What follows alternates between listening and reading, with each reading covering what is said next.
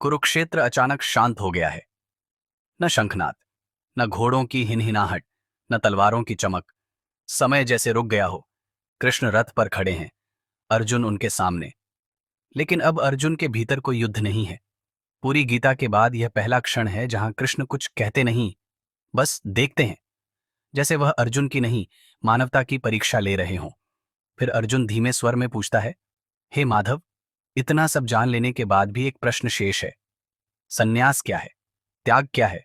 और मुक्ति का सही मार्ग कौन सा है? कृष्ण मुस्कुराते हैं। यह मुस्कान किसी गुरु की नहीं, किसी साक्षी की है।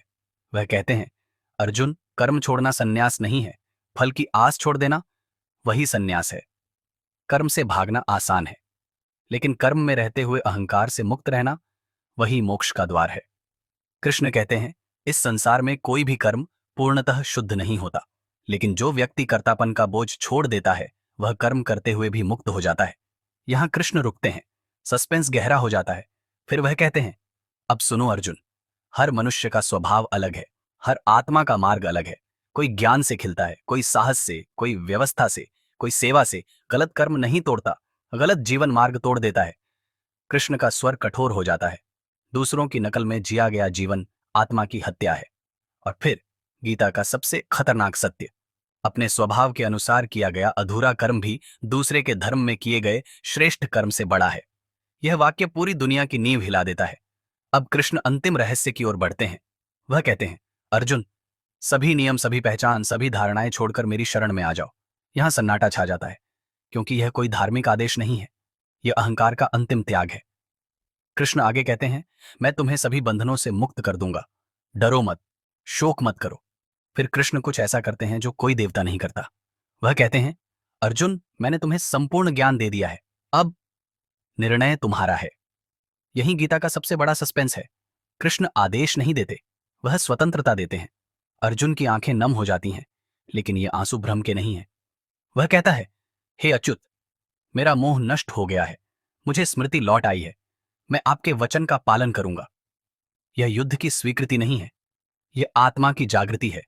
रथ आगे बढ़ता है, युद्ध शुरू होता है, और यहीं गीता समाप्त होती है।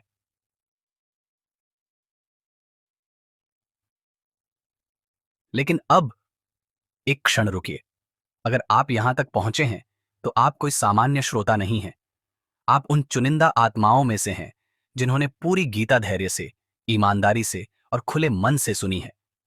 यह आसान नहीं था, क्योंकि गीता मनोरंजन नहीं है, गीता सामना है, खुद से। अगर यह सीरीज आपको कहीं चुभी तो समझिए सत्य ने दस्तक दी। अगर कहीं शांति मिली तो समझिए आत्मा ने पहचाना। आपके लिए एक आशीर्वाद, आप जहां भी हों, आपका विवेक आपकी भीड़ से बड़ा हो, आपका साहस आपके भय से आगे चले, आपका कर्म आपके अहंकार से मुक्त रहे। और जब जीवन आपको कुरुक्षेत्र में खड़ा करे तो कृष्ण आपके भीतर बोले, अपने प्रियजनों के लिए यह आशीर्वाद आगे बढ़ाइए। जो इस ज्ञान तक पहुंचे हैं उनके घरों में शांति का वास हो, उनके निर्णयों में धर्म की स्पष्टता हो, और उनके जीवन में कर्म हो, पर बंधन नहीं। अंत में केवल इतना, गीता खत्म नहीं हुई है, वह अब आपके निर्णयों में जीवित है। कृष्ण आज भी हर इंसान से वही कहते हैं, मैं मार्ग दिखा सकता हूं, लेकिन चलना तुम्हें होगा। जय श्री कृष्ण।